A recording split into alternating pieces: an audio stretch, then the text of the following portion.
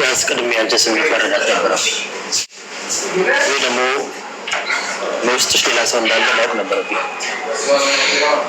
በእርግጥ አሁን ላይ ሌላ ሰው አለ ወይም የለም ልል አልችልም። እኔ ራሴ የተዘገብኩበት ስሜት ውስጥ አለሁት። ስራው እፈልግልሻለሁ። የጀመርኩት ስራ ስላለ አሁን መሄድ አለብኝ። እንደዚህ ተቀይማት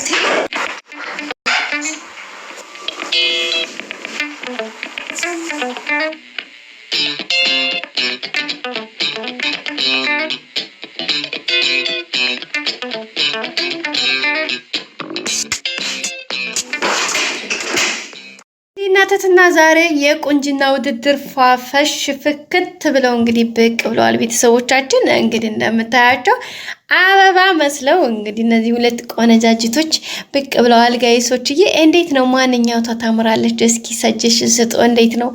አረ ጋይስ እንዴ የግሌ ነች የምታምረው የምር ማለት ነው። እንዴ ዋት እስኪ ደግሞ አፍንጫው ሌላ ዳር ነው፣ የጸጉሩ ምናምን ቆንጆ ነው ትላላችሁ። ጸጉሩ እንኳን ተመሳሳይ ናቸው። ቁመት የግሌ ትበልጣለች።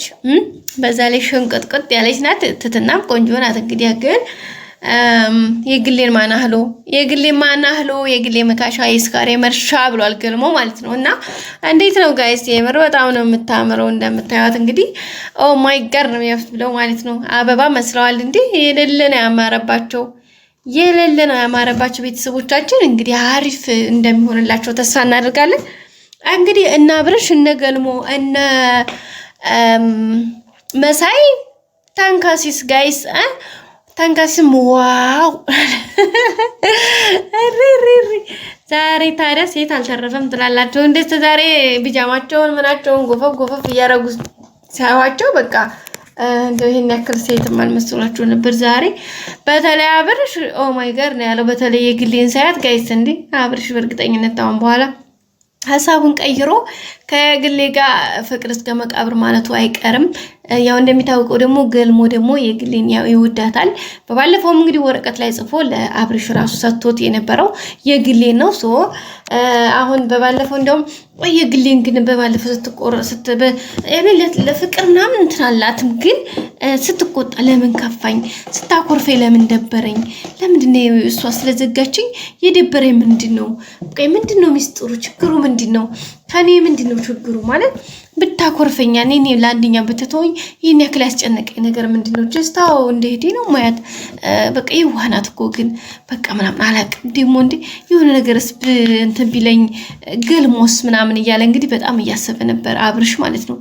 እና ትትናን ደግሞ ሲያያት ትትናንም የሆነ ቀልቡ አርፎባታል፣ የሆነ ነገሯን ወንዱታል። ግን ደግሞ እንደሚታወቀው አሁን ላይ ትትና ብዙ ታይሟን ጊዜ ሰታም ታሳልፈው እንግዲህ ከመድብል ጋር ነው እየዋለች ከመድብል ጋር ነገሮችን እያወራች የምትገኘውና በዛ አማካኝነት እንግዲህ ተፍ እያሉ ነው የሚገኙ ቤተሰቦቻችን።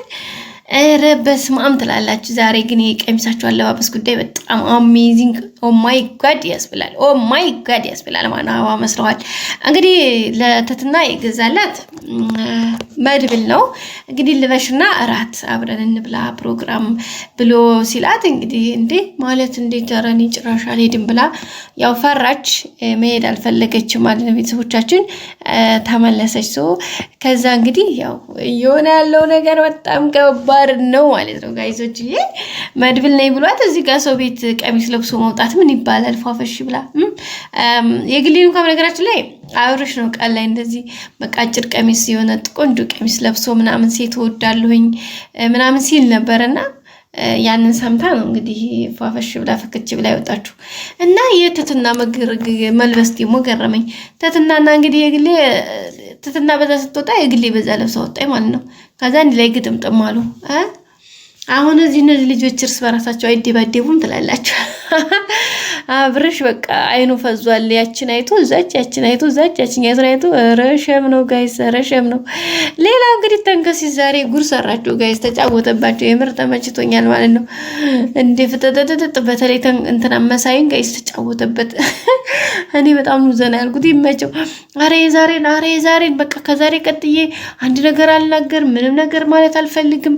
በቃ የዛሬን እባክህ የዛሬን በቃ ምናምን እያለ ተማጸነው ነው የምላችሁ ጋይስ ተንቦዴ ተርበዴበዴ ደግሞ ሲተመቸኝ ነገር ወዳው ብሎ ቢላውን ጥሎ ከዛ ሄዶ ክላሱ ማለት ነው ጋይስ እንዴ 15 ቀን ያልተኛ ሰው መስሎ ነው እንደዚህ ዞር ብሎ አይሰማም አይለማም ያ ሁሉ ሰው አንድ ቤት ገብቶ እንግዲህ እና አብርሽ ገልሞ መሳይ የግሌ ትትና ምናምን በቃ አንድ ሆኖ ሲመጡ ተንከሲስ ወይነሽ ምንም አይሰማም አይለማም አውቆ ነው አውቆ ጋይስ አውቆ ይመችው ይዋሉ ማለት ነው ጎበዝ ነው ይሄን ማድረግ ራሱ ብልሃት ጥበብ ጀግንነት ነውና እንግዲህ በጣም ነበር ዘና ያደረገን ተንከሲስ በጣም አሪፍ አርጎ ተጫውቶባቸዋል ያው መጨረሻ እንግዲህ እሱ በራሱ ገልሞ ጋር ሲያወሩ ይስጥራቸው ቢታወቅባቸው መሳይ እንግዲህ ያንን ካወቀ በኋላ ካልገደልኩ ተንከሲስም ብሎ ያዙኝ ጋብዙኝ ሲል ነበር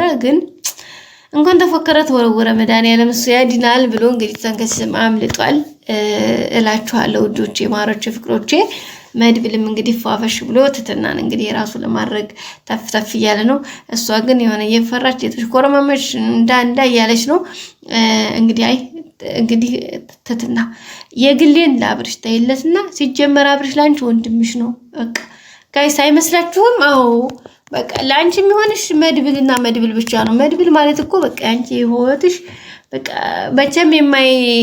መቼም የማይረሳ መቼም የማይጣል እንትን ነው አሻራ ማለት ነው መድብል ስለዚህ ከመድብል ጋር ጀግና ነው አስተዋይ ነው ጎበዝ ነው በቃ የሚኮራበት አይነት ወንድ ነው ስለዚህ ሶዋት ከዚህ በላይ ምን ይፈልጋል አዎ ስለዚህ በቃ ዘና በይና ከመድብል ጋር ህይወትሽን ኑሪ ስለዚህ ስራ ፈልግልኝ ብለዋለች ደግሞ ዛሬ እሱም ደግሞ እንግዲህ ምን ቸግሮሽ ብሏታል አሁን ስራ ተፈልጎላት ትገባለች ስራ ከገባች በኋላ እንግዲህ መድብል ያደርሳል ይመልሳል እዛው ይንከባከባታል አስዌል እንግዲህ ያው ባልና ሚስት የመሆናቸው አዝማሚያ ይሄዳል ማለት ነው ቤተሰቦቻችን ከዛ ደግሞ ወደ ቀጣዩ ስቴፕ እህትና ወንድም ፍለጋ ወይም ደግሞ ወንድሟን ቀስ በቀስ አፈላልቀው እንደሚያገኙ ተስፋ እናደርጋለን ቤተሰቦቻችን እንደሚሳካላቸው ማንጠራጠርም እና ቤተሰቦቼ ዛሬ ቪዲዮ ይመስል ነበር በቀጣይ አዲስ ቪዲዮ እስከምንገናኝ ሰብስክራይብ ላይክ ሼር አድርጉ መልካም ጊዜ በያላችሁበት